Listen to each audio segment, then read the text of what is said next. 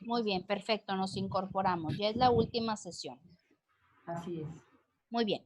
Bueno, yo creo que hasta el momento ha quedado claro en cuanto a las perspectivas de la didáctica en la aplicación de estas tres áreas, ¿verdad? Es algo muy básico, es algo sencillo, ¿sí? ¿No hay ningún problema hasta aquí? No, no hay ningún problema. Perfecto. Bien, nos vamos al tema número 2. Enfoques, teorías y modelos de la didáctica general. Ese está bien interesante. ¿Por qué? Porque vamos a abordar dos teorías que nos van a ayudar a entender un poquito más la esencia de la didáctica general.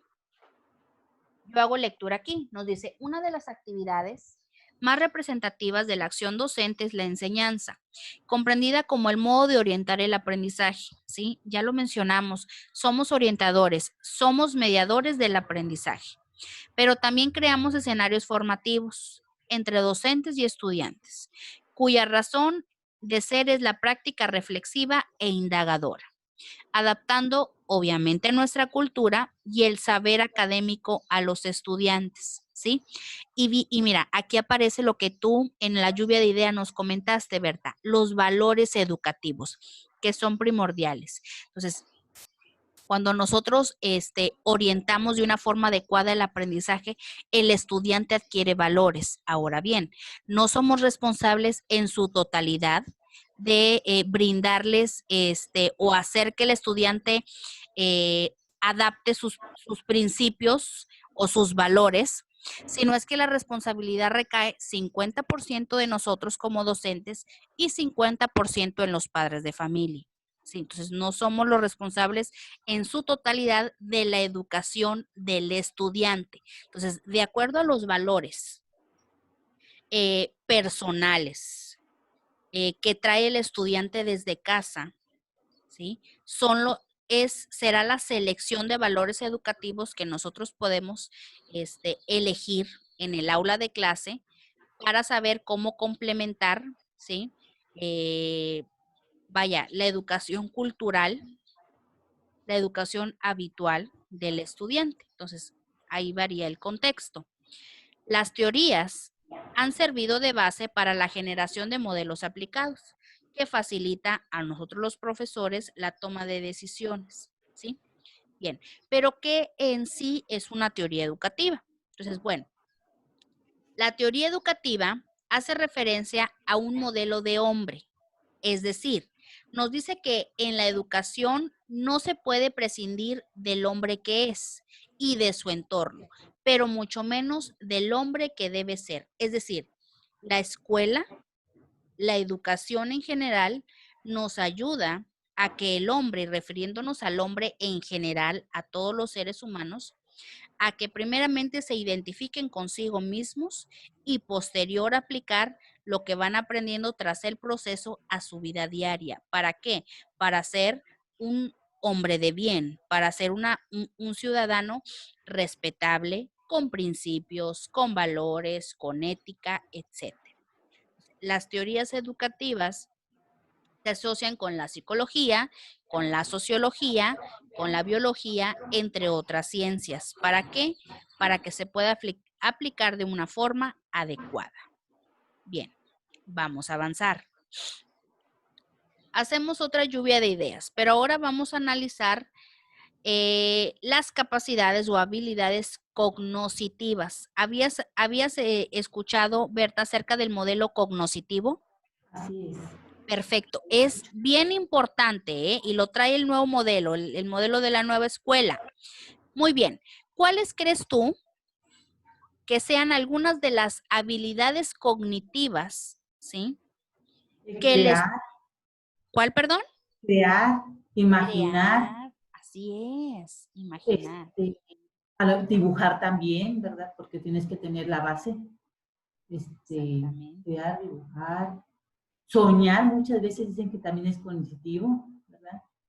Imaginar, o sea, ya lo dije, imaginar, crear, Fíjate, soñar. todas esas habilidades cognitivas, cognoscitivas, ¿qué tienen en común? Que usamos nuestra mente. Exactamente. Usamos nuestras capacidades para pensar, ¿sí? Para crear, como ya lo mencionaste aquí, ¿sí? Para innovar. Entonces, todo esto engloba la creatividad y la espontaneidad. Entonces, las habilidades cognitivas, ¿sí? Nos permiten justamente eso. Ver desde otra perspectiva, desde una perspectiva creativa, innovadora y sobre todo con capacidad de resolver problemas, ¿sí? Cualquier situación que se nos presente. Y entre las habilidades que mencionaste hay muchísimas más, ¿verdad? Sí, claro. Bien, pasamos a las técnicas que nos pueden ayudar a activar la habilidad cognitiva. A ver, nos vamos a ir por renglones. Si tú en la primera me hablaste de la creatividad de crear, ¿cuál puede ser una técnica que, por ejemplo, tú has utilizado o que conozcas para activar la creatividad?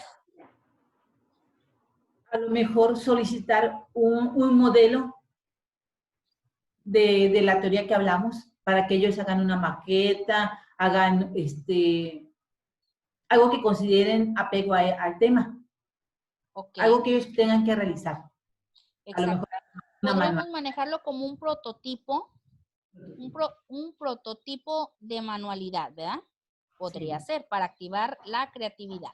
¿Cómo activamos la imaginación? ¿Qué se te ocurre? ¿Qué técnica?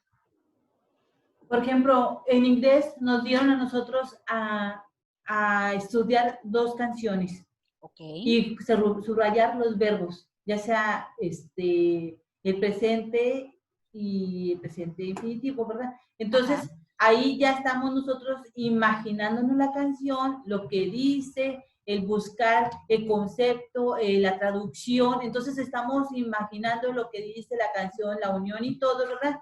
Y, y tratar de ver qué más podemos aprender. Perfecto. O sea, Sobre viene todo, siendo. muy bien, perfecto. Pero ¿sabes qué? Sobre todo aquí estás relacionando. Y hay estudiantes que relacionan justamente eso. Relacionan un concepto con una imagen, con un episodio, con una circunstancia. Entonces, eso nos permite imaginar, ¿verdad? Nos permite visualizar algo que tal vez no puede, algo que tal vez no es aparente o que no está frente a nosotros físicamente, pero lo podemos divagar, ¿verdad? O sea, podemos tener la oportunidad de pensar en aquello, ¿verdad? Que posiblemente pueda ser. Entonces aquí le podemos poner relacionar, ¿verdad? No sé, puede ser conceptos con, con lo visual, podría ser. Entonces hay muchas técnicas, está relacionado también con lo que tú mencionas. ¿Cómo activamos el dibujar? A ver si nos enfocamos a esta habilidad, dibujar. ¿Alguna técnica? este, por ejemplo, cuando hablamos de anatomía, casi Ajá, siempre nos piden dibujar el hueso, ¿verdad? En donde dices, bueno, es un hueso largo, un hueso regular, un hueso corto, fragmentado. exactamente. Si tienes las fracturas, cómo son, dibuja la fractura en el hueso. Entonces es un enlace de cómo digo el concepto y cómo lo voy a ver. Exactamente. Pero mira, ¿sabes cómo se llama esa técnica? Se llama técnica de bosquejo. Así es. ¿Por qué? Porque ese dibujo, ese esquema, ese borrador que hiciste tú, por ejemplo, en este caso, el ejemplo del hueso o de la fractura y demás, estamos elaborando un bosquejo. O sea, estamos elaborando un esquema, ¿sí? Un borrador que nos proyecta posiblemente a una realidad. ¿Sale? Entonces, hay una transformación cuando ya lo vemos de forma física, o sea, vemos un hueso como tal y podemos hacer el comparativo reflexivo acerca del bosquejo o la idea que nosotros teníamos de cómo era la estructura o anatomía de un hueso a cómo es realmente. ¿Me explico? Entonces, relacionamos, imaginamos. Perfecto. Y por último, la habilidad de soñar. ¿Cómo la activamos? ¿Mediante qué técnica? ¿Qué se te ocurre? De la investigación, de la experimentación. Así, me gusta la siguiente, experimentación. Perfecto, muy bien. ¿Por qué? Porque hay quien no solamente se conforma con soñarlo, imaginarlo o pues desearlo, sino es que les gusta llevarlo a cabo.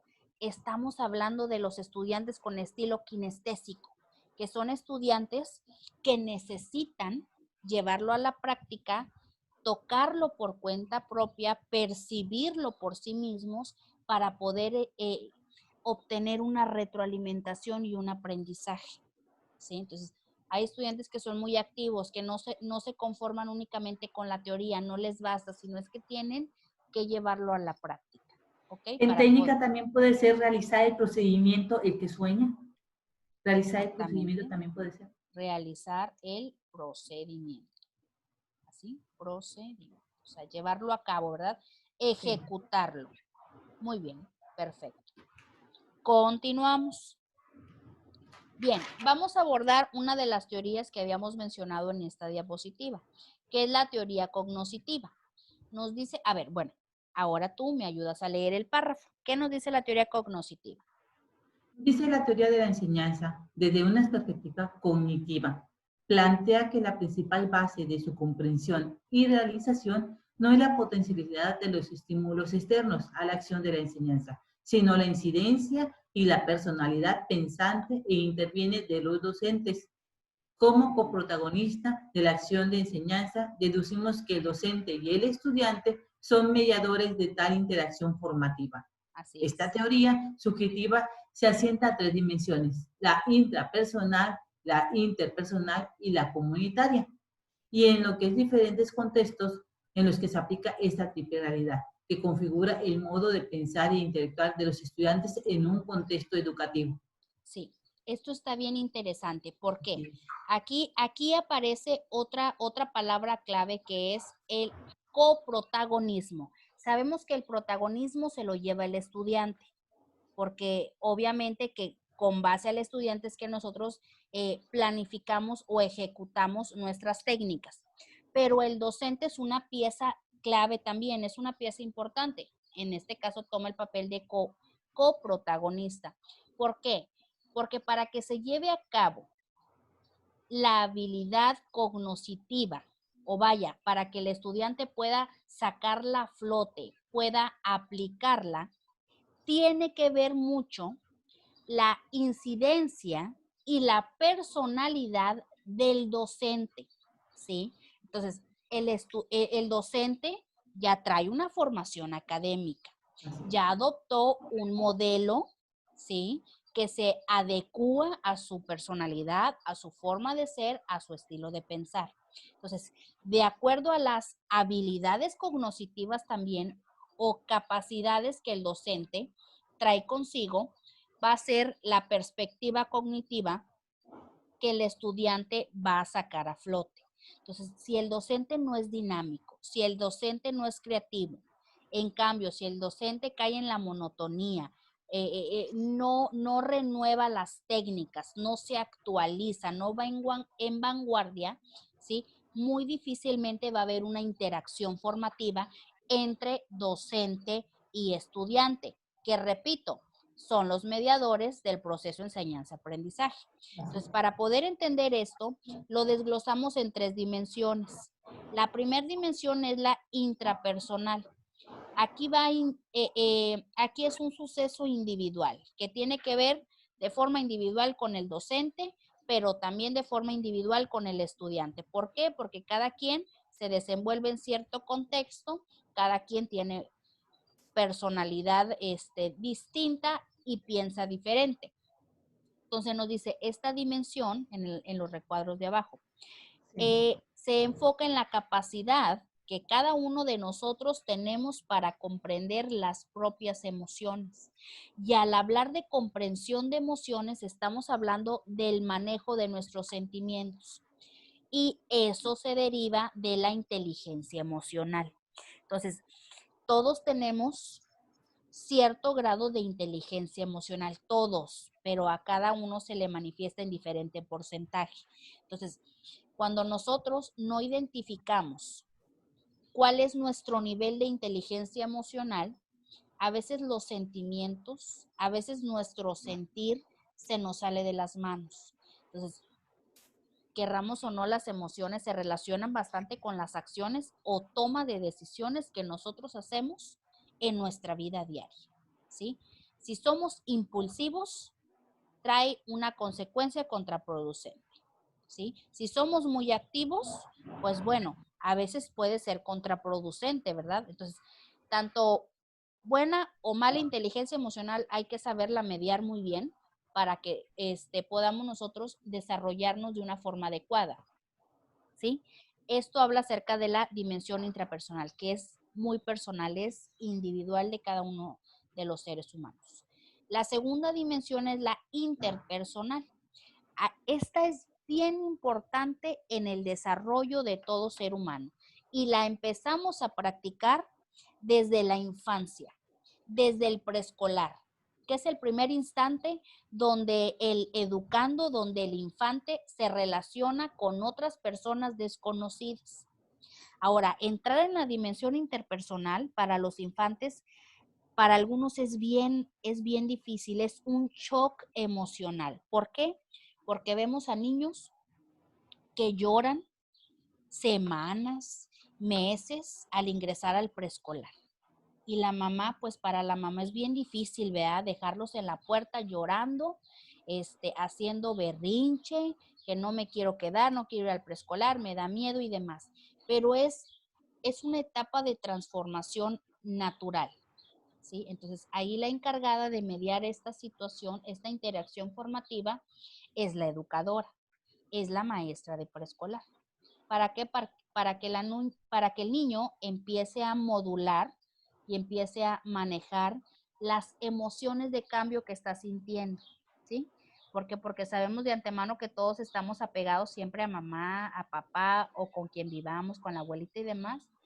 Y de la noche a la mañana nos llevan al preescolar con niños que no conocemos, con maestras que quién sabe quiénes serán, todo es desconocido para mí, entonces es un shock, ¿sí? Entonces, por eso es bien importante. Y de hecho está como obligatoria la instancia preescolar en el sistema educativo nacional. O sea, es obligatorio para todos los infantes recibir educación preescolar, ¿sí? Entonces, esta dimensión nos permite relacionarnos con las personas que nos rodean a través de una interacción sociocomunicativa. Por eso es que estoy dejando la tarea de la teoría de la sociocomunicación para complementar justamente esta teoría, que es la cognoscitiva. Por último, la dimensión comunitaria nos dice que refiere a todo aquello propio, relacionado o vinculado con la comunidad, ¿sí? Entonces, yo, por ejemplo, una de las preguntas que más me gusta hacerle a mis grupos, a mi salón de clase es por ejemplo, le pregunto yo por lo regular a los estudiantes, jóvenes, ¿dependen ustedes de la interacción sociocomunicativa de todos los demás compañeros que los rodean? Aún así haya compañeros que te caigan mal, haya compañeros que jamás en tu vida te hablaron durante todo el curso, pero ¿creen ustedes que dependen de la interacción social de los que los rodean? Hay unos que me dicen, no, maestra, no, yo no necesito de nadie para poder sobrevivir, para poder evolucionar. Hay otros que me dicen, sí, maestra, es necesario. Entonces, cuando me dicen, sí, maestra, es necesario, a ver, ¿pero por qué? Entonces, ahí es donde el alumno se empieza a expresar y dice, maestra, es que necesitamos interactuar para poder conocer y aprender de los demás, para poder comunicarnos, para poder expresar lo que sentimos, etcétera. Entonces, ahí es donde comprendemos como docentes que el estudiante, ¿sí? Que la persona es consciente de que sí necesitamos hasta cierto punto, hasta cierto grado, de las personas que nos rodean. ¿Por qué? Porque en determinado caso, por ejemplo, en nuestra área laboral, nos va a tocar en algún momento trabajar en equipo. Y te amuelas si no te gusta o si alguien te cae mal, si te cae gordo, ¿verdad? Porque tienes que trabajar en equipo, ¿sí? Porque es un complemento, es aprendizaje colaborativo. Entonces, querramos o no, nos guste o no, tenemos que compartir ideas, pero no solamente compartir, sino también respetar las que nos lleguen a compartir el resto del equipo, ¿verdad? Entonces, ¿se entiende el proceso de las 3 dimensiones? Claro que sí. Sí, ¿verdad? Muy bien. Bueno, si voy muy rápido, Como si dice de... maestra, Ajá, perdón, como dice, para poder hacer, yo tengo que tener el conocimiento. Entonces, de manera interpersonal, aparte de que yo comprenda mis emociones, mis sentimientos, también tengo que yo saber lo que quiero ser, ¿verdad? ¿Qué exactamente, tengo que aprender para hacer lo que quiero? ¿Y cómo exactamente, lo aprendo? Pues lo aprende uno desde la familia, las primeras personas con que nos rodeamos, en lo exactamente. interpersonal, la familia, ¿verdad? A lo mejor papá, mamá, los Ujú, hermanos. Y ujú. cuando nos vamos a comunidad, las experiencias de nuestros vecinos, de nuestros familiares lejanos, de nuestros maestros, de todo lo que en el En el camino vamos trabajo, los compañeros aprendiendo. de trabajo. Entonces, Así es. nos damos cuenta que necesitamos, o sea, confirmamos lo que estamos comentando, que hasta cierto punto necesitamos esa interacción sociocomunicativa de los que nos rodean. E inclusive está proyectado en la pirámide de Maslow. ¿Tú habías escuchado acerca de la pirámide de Maslow? Claro que sí, A mí me encanta que esa estamos, pirámide, ¿eh?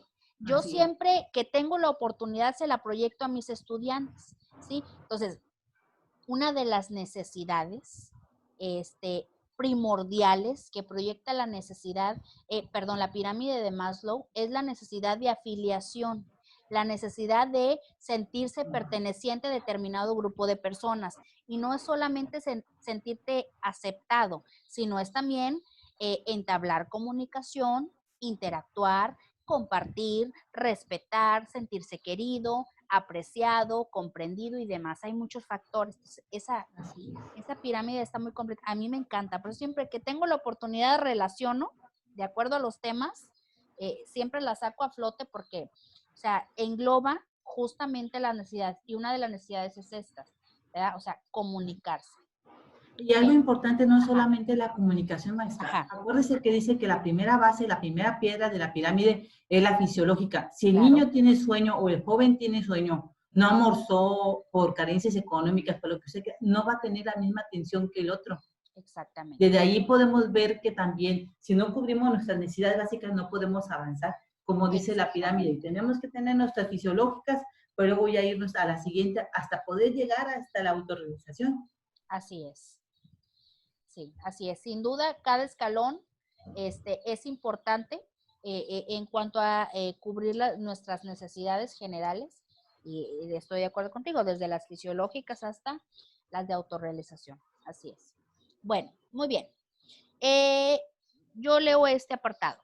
Dice, los procesos instructivos formativos son complejos y requieren de esquemas fáciles para conocerlos y actuar creativa y coherentemente. Los modelos didácticos son las representaciones valiosas y clasificadoras de los procesos de enseñanza-aprendizaje, que facilitan conocimiento, pero también nos propician la mejora continua de la práctica. Entonces, tanto el conocimiento científico es importante, pero es también más importante la práctica científica que nosotros podamos implementar en el área educativa. Entonces nos dice, al seleccionar los elementos más pertinentes y descubrir la relación de interdependencia que se da entre ellos, los modelos didácticos son tanto la anticipación a las teorías y paradigmas que que de aquellos que en la historia de la didáctica han supuesto un cambio esencial para las concepciones y prácticas del proceso de enseñanza-aprendizaje, en especial los que analizaremos a continuación. Entonces, pero en sí, antes de pasar al apartado de dos modelos, hay muchos modelos educativos, hay muchos paradigmas, pero estos dos que vienen a continuación creo yo que son de los más básicos, ¿sí? Son importantes, al igual que todos los demás, pero nos van a ayudar un poquito más a ampliar la didáctica general. Pero antes de pasar a estos modelos, quiero que analicemos qué es un modelo educativo. Sabemos que este modelo o esta representación es una recopilación de diversas técnicas o enfoques pedagógicos a través de los cuales se establecen reglas y fines.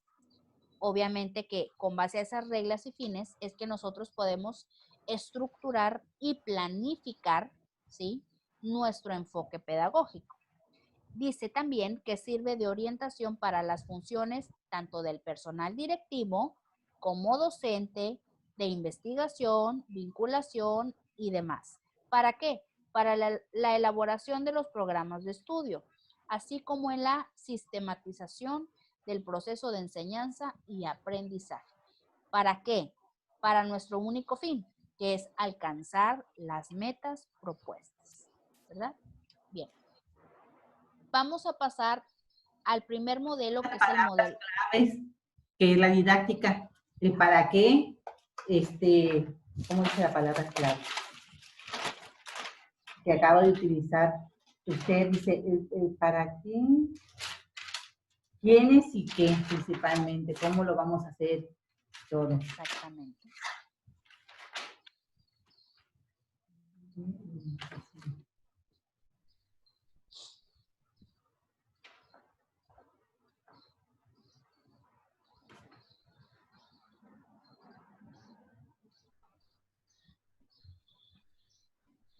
Las palabras claves se refieren en cuanto a la práctica de la didáctica.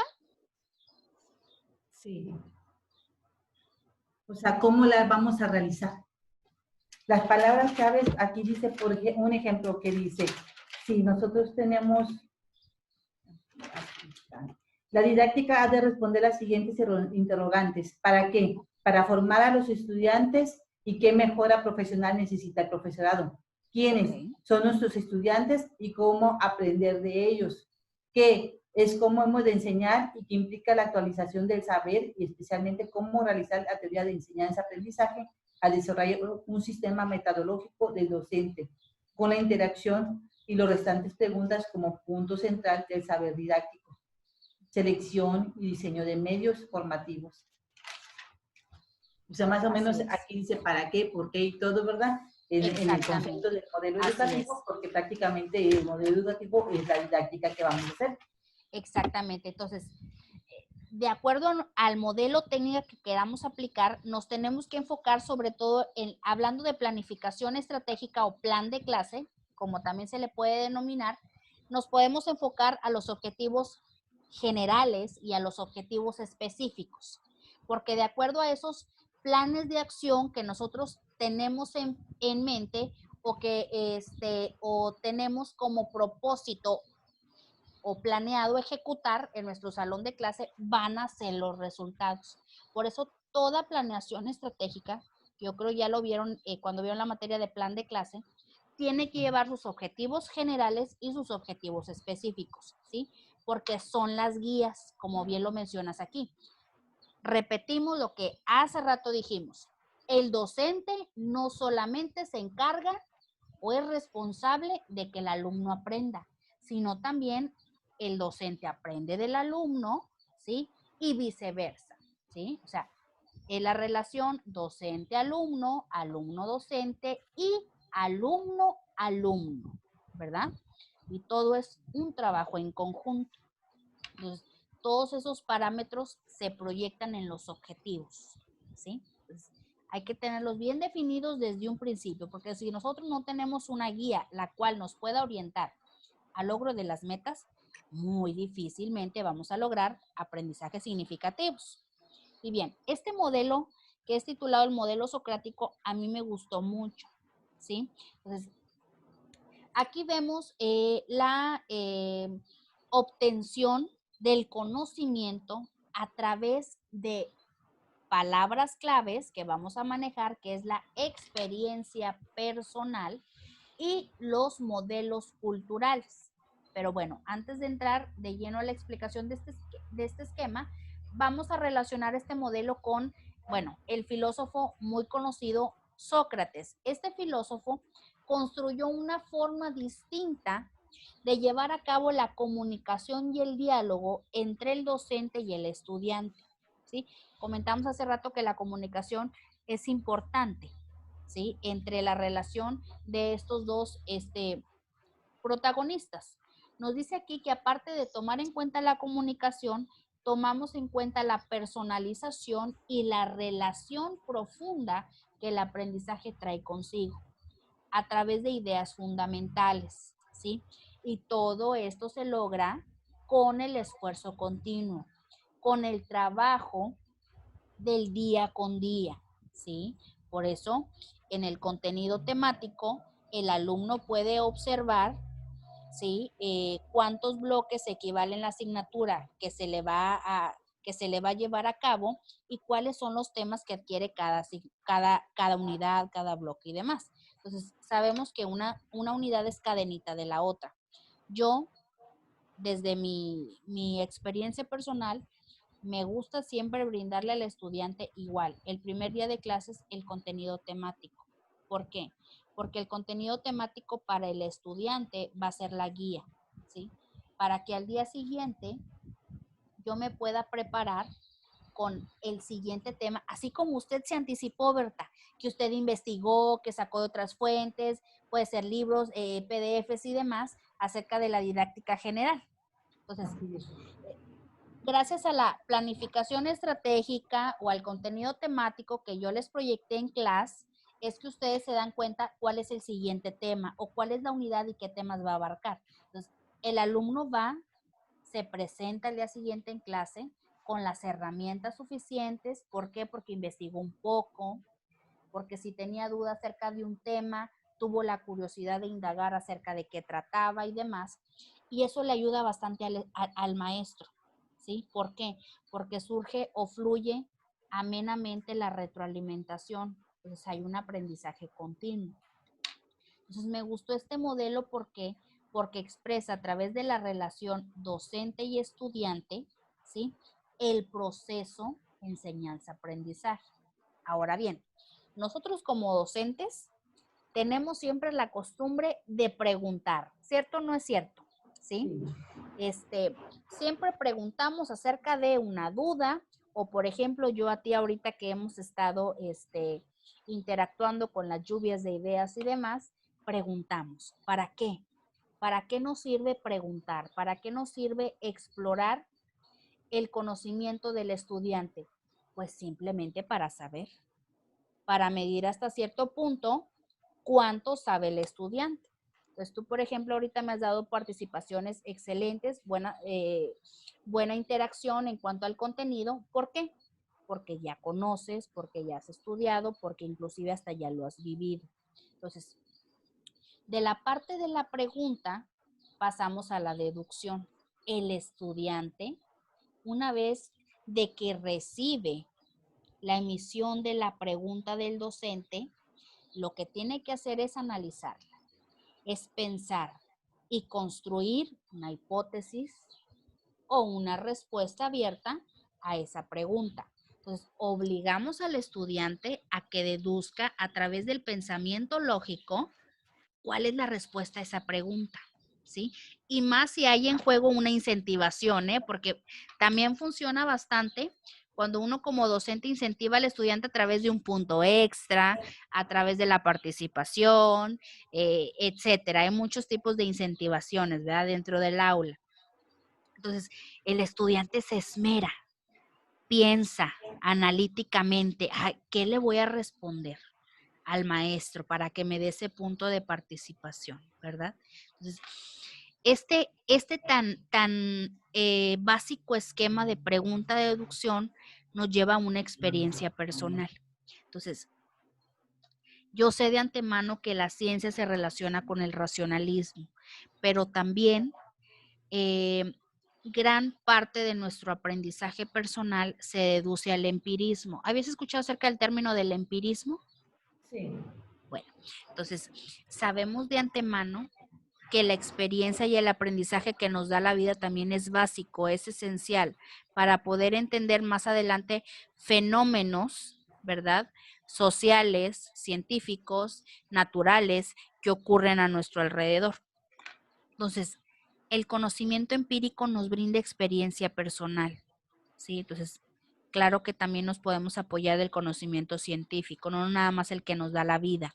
Entonces, cuando el alumno adquiere experiencia, da respuesta y por tanto, el docente admite que hay retroalimentación. ¿Por qué? Porque hay interés por parte del estudiante, porque el estudiante se esmeró, pensó un poquito acerca de lo que le estás preguntando, ¿sí? Entonces, todo esto nos lleva a modelos culturales, es decir, poder aprender unos de otros y respetar las distintas ideas, ¿sí? Acerca de los diferentes temas. Bien, Berta, ¿hay alguna duda en cuanto al modelo socrático? No, maestra. ¿Algo que quieras aportar? Está bien sencillito, pero está muy básico, o sea, es muy aplicable en el aula de clase. Y ese que comúnmente usamos todos. ¿Sí? O sea, comenzamos con el plan de clase diaria y si Ajá, alcanza el tiempo, pues damos una retroalimentación para cubrir la hora completa en un momento dado y recordar lo que hicimos. O cuando comenzamos la exactamente. clase, que se tenga que enlazar algún concepto, damos una retroalimentación de la clase pasada para que se enlace con el nuevo tema si va enlazado. Así es, porque mira, así como hay estudiantes que tienen la costumbre de retroalimentar el aprendizaje en casa, hay otros que de plano no. Llegan y únicamente dejan los útiles escolares ahí donde primero caiga y ya no vuelven a retomarlos hasta el siguiente día. Entonces, por eso es bien importante la retroalimentación o el feedback, ¿verdad?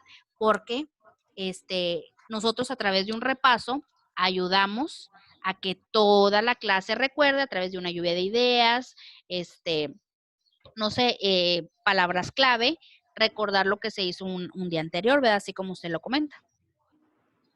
Bien, nos vamos con el último que es el modelo colaborativo. A ver si me ayudas a leer aquí, por favor. El modelo colaborativo es la representación de la actividad de enseñanza como una práctica colegiada, interactiva y tomada en equipo, como función compartida en la que el profesorado y los estudiantes son agentes corresponsables y protagonistas de la acción transformadora.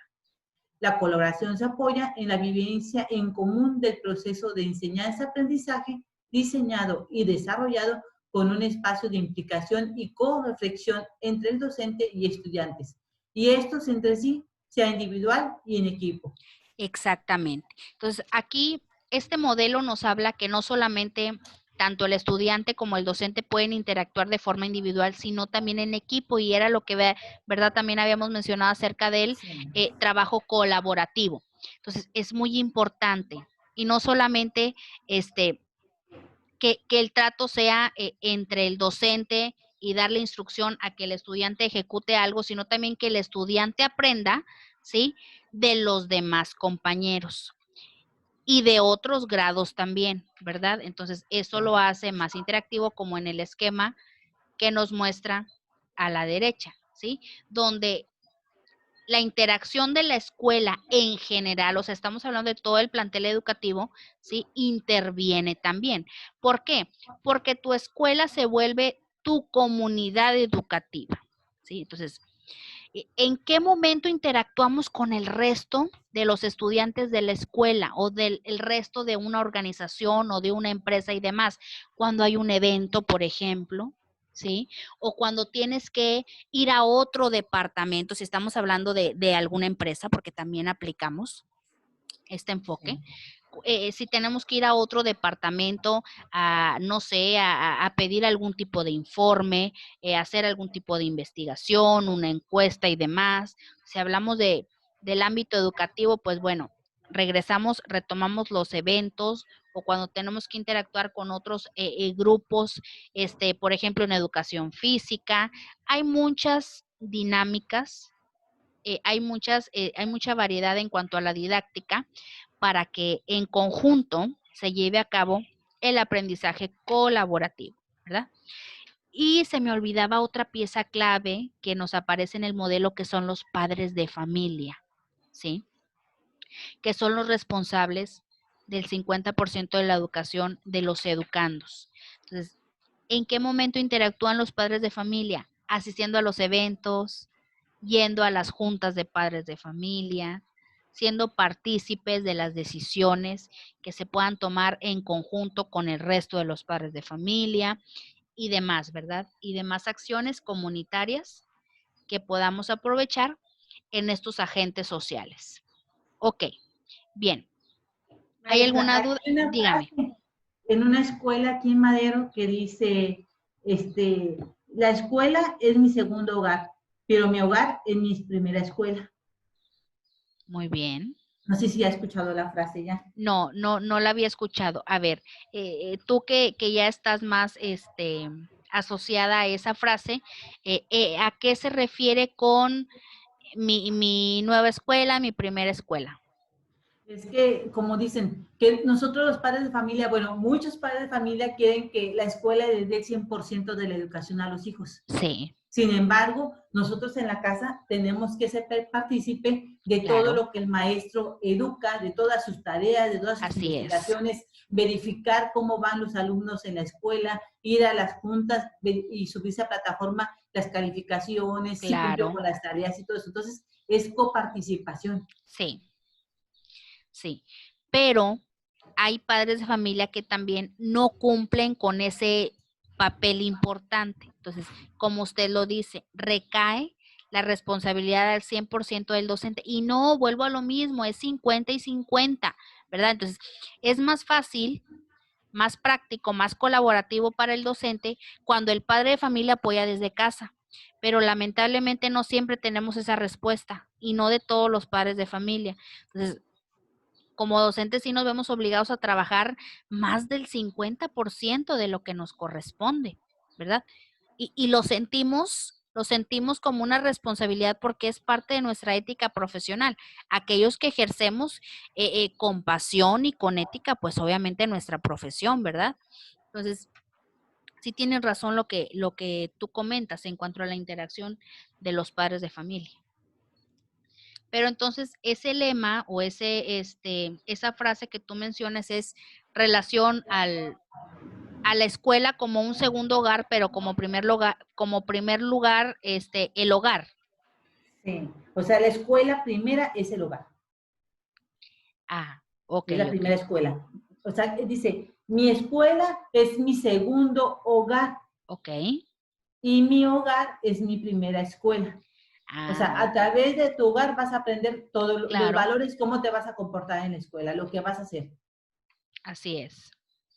Y en la escuela reforzar, ¿sí? Así es. E implementar otros valores, ¿verdad? Porque nosotros como docentes no podemos, a veces es muy difícil cambiar hábitos, a veces imposible, ¿eh? Porque hay padres de familia que son muy especiales, sobre todo alumnos también, no se dejan apoyar, ¿sí? O sea, no permiten ese cambio, esa transformación. Entonces, difícilmente, o sea, lo único que tenemos es que reforzar e implementar, ¿por qué no?, para poder complementar su educación inicial con otros valores. Y bueno, sumando la educación teórica que nos corresponde, ¿verdad? Que la escuela te transmite, que la escuela te da. Bien. Bueno, entonces, ¿ya no quedó ninguna duda? Nada más me quedó una duda de la diapositiva 10 que no terminé el cuadrito donde viene la Ajá. explicación de la formación de las personas. O sea, como que dice el modelo educativo aquí. ¿Qué es un modelo educativo? Me faltaba escribir lo que son los valores. Valores y atención al Ah, ser ok, ok, individual. sí, en el flechado. Sí, Sí. es que nos dice que uno de los agentes partícipes es, en un modelo educativo, es la formación de personas y la responsabilidad social, ¿sí? Que es uno de los principales propósitos que se tiene, o sea, formar gente de bien, gente con valores, gente con ética, ¿sí? Y esto no lo podemos hacer sin ayuda de los valores y la atención individual que se le da a cada uno de los estudiantes. Entonces, Así de es. ahí parte todo, es esencial, porque ahí el estudiante se identifica, se acepta y sobre todo acepta a los que los rodea, ¿verdad? Y tiene que saber, Maestra, es por ejemplo ahorita que estamos viendo mucho que dice letreros de las empresas que dicen empresa socialmente responsable. porque Ajá, cuidamos el medio ambiente, porque cuidamos el gasto de energía lo mejor posible y todo claro. eso. Entonces, todo esto nos habla mucho de que si formamos las personas responsables social, hablamos no solamente de nuestra educación o de la familia, hablamos del medio ambiente, del planeta. Exactamente, de todo lo que nos rodea. Así es. Sí, y que de hecho, otro de los fines de la nueva escuela es justamente eso, el área y el cuidado del medio ambiente, ¿sí? Que también es esencial. La educación, ecológica es también muy importante, ¿sí? Porque hacemos conscientes y no nada más conscientes, sino también partícipes del cuidado ecológico, ¿sí? Del mantenimiento y permanencia de nuestro medio ambiente. Y eso, bueno, se aplica desde preescolar, porque hay diversas actividades que se ponen en práctica para que el infante vaya asociando la importancia de cuidar nuestro entorno. Así es. Muy bien, perfecto. Entonces, ¿alguna otra dudita? No, todo bien, maestra. Gracias, qué amable. Muy bien, perfecto. Entonces, aquí finalizamos la unidad. La verdad sí está muy interesante. Me gusta mucho en lo particular este tema porque hay muchos enfoques en donde ponerlos en práctica, tantos ejemplos para aplicar y experiencias. Bueno, aquí finalizamos. Si ya no hay ninguna duda con las actividades y tareas a entregar, para dar por finalizada la clase. De hecho, también ya se nos volvió a pasar el tiempo. No entiendo por qué, si es de 40 minutos. Pero bueno, hoy andamos de No se suerte. preocupe. Ojalá y en la siguiente los compañeros demás se puedan contactar. No sé por qué no se me agregaron ahora en la clase. Es que mucho ya la llevaron, maestra. Creo, Eduardo, no sé si Eduardo Hugo dijo, la siguiente materia ya la llevé. Es como Ah, yo, la materia de planeación yo la llevé con otro maestro, pero como se inició la niña, pues me volví a anotar. claro. Y el maestro que nos daba clases en Tampico, que era el Ajá, doctor Marcos León, no me había puesto ajá. calificación en planeación todavía, porque la terminé de ver con él. Y no le había dado la Ah, calificación a la maestra, entonces dije, mejor la llevo otra vez para que me pongan calificación. Entonces la volví a pues llevar. sí. Y ellos yo Ah, creo muy que ya bien. habían llevado esta materia a lo mejor y ya no, ya tenían Perfecto, pues calificación. qué bueno que me lo comenta porque así voy a mandar un mensajito privado para poder conocer la situación de cada uno y si no, pues bueno, si no la han visto rescatar, ¿verdad? Porque sí, la verdad sí vale la pena. Esta nueva modalidad es un gran esfuerzo para todos, tanto para ustedes como estudiantes y nosotros también como docentes. Entonces, pues bueno, como quiera, considero que los objetivos se están cumpliendo, Así es. y aparte que o sea, esto nos sirve para actualizarnos, ¿verdad? Porque se van incrementando otras implementaciones en los modelos, es cuestión nada más de irnos actualizando y pues bueno, en sí no cambia mucho, mucho la cosa, ¿verdad? Perfecto. Bueno, Berta, pues muchísimas gracias. Antes de que cierre el chat, vuelve a escribir tu nombre para la asistencia, que quede como evidencia de la segunda sesión. Escribe tu nombre completo, ya no escribas tu número de teléfono, ya lo tengo en el primer chat. Sí, gracias. Y ya para dar finalización. Sí, sí le llegó mi correo electrónico, ¿verdad? En el primer chat, sí lo puedo visualizar Sí, para que me mande la información y así pues nos retroalimentamos.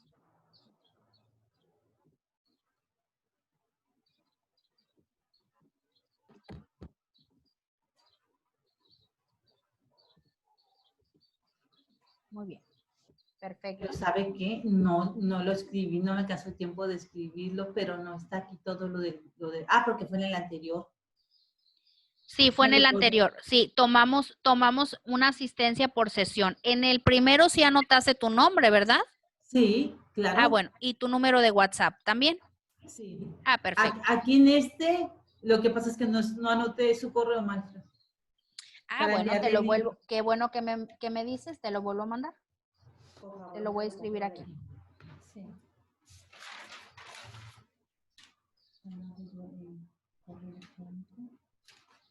Ahí está. Ya lo mandé al chat. Gracias. ¿Ya lo puede visualizar? Sí, lo visualizo. Ok. Bueno, anótelo, por favor. Sí.